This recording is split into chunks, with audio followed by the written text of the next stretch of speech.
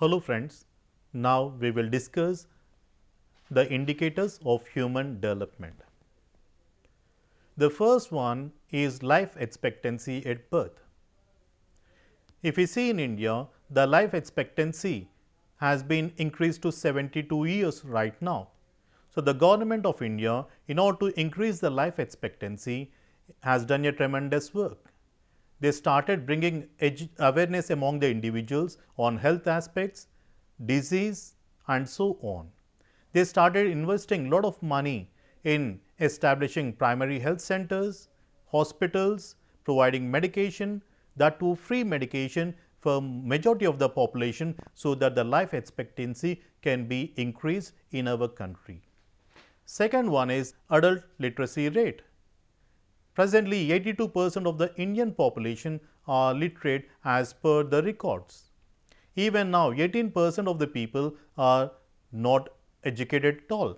A person who is educated, he will know how to identify the resources, how to utilize the resources effectively for the growth of the family, as well as it contributes to the growth of the nation.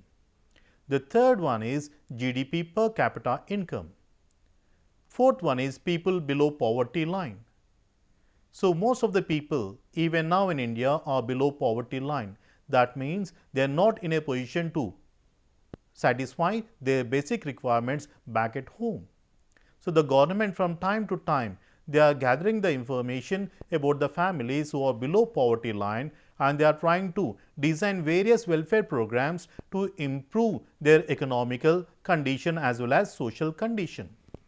If we see in India, we have this public distribution system, free education for the children, free and compulsory education for the children, and we also talking about skill development program, and we also have health care facilities and so on, which are especially meant for the below poverty line families or people in our country. The next one is infant mortality rate. Most of the children, they are being put to death either before birth or after the birth within a span of 3 months, 3 months to or less than 1 year. It may be because of various factors. The mother is not healthy.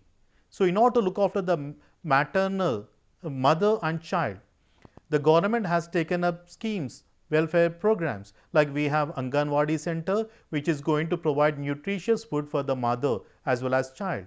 We have ASHA workers who are going to take care of the health care facilities. They are going to provide nutritious food. All these are taken by the Anganwadi centers, so that they have food, they have vaccination, they have medication, so that the infant mortality as well as the maternal mortality rate can be reduced in our country. The next one is population using improved sanitation. We see a larger section of people do not have proper sanitation facilities at home. The central government has taken up a program to encourage all the people to have toilets at their home. And if people are reluctant to have the toilets at home, they started constructing the community toilets. And they also ensured that there is proper sanitation facility even in the schools and so on, so that the children can be properly educated, their health can be improved, and the dropout rate can also be reduced. There is one more problem in the country, that is whether people have the water facilities or not. So, water facility is also treated as a sustainable assets. People who do not have proper water facilities, they may be prone to certain diseases. So, the government started providing water facility for the people. In Telangana, we have Mission Bhagiratha, which is going to provide water facilities, safe drinking water facility to each and every household across the state. And the last one is percentage of students who are malnutrition. So, these are the major indicators which are going to be useful for us to understand the human development concept. Human development report indicates 4 key factors or indicators. The first one is human development index.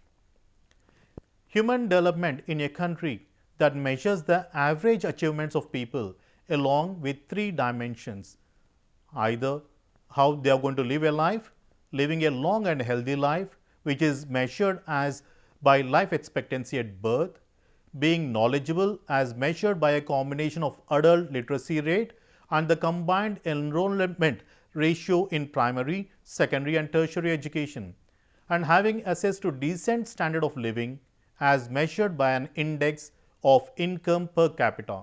So, we are going to use these indicators to measure the Human Development Index. The next one is Gender Related Development Index.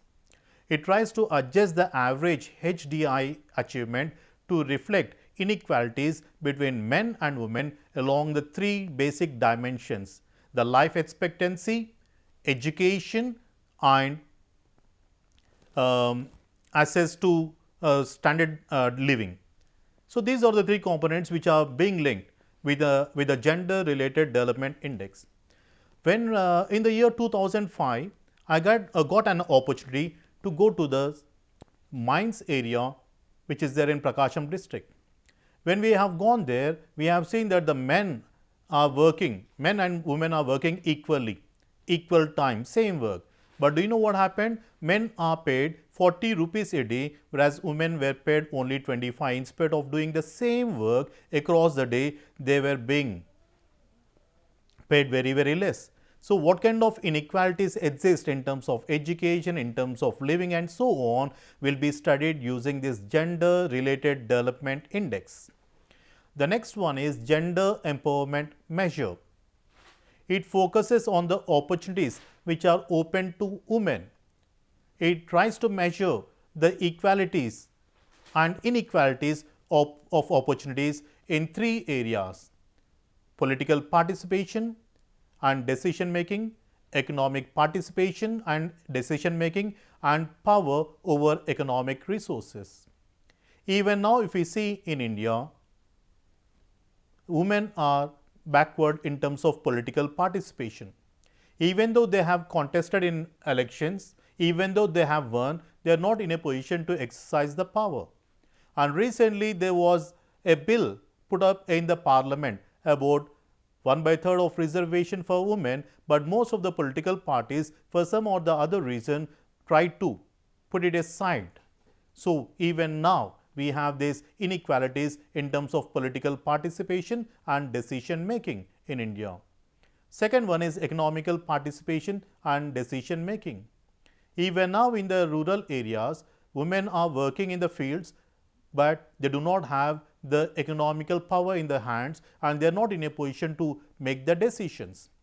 The government has introduced this Dokra Sangalu or self-help groups which try to empower the women from the economical dimension.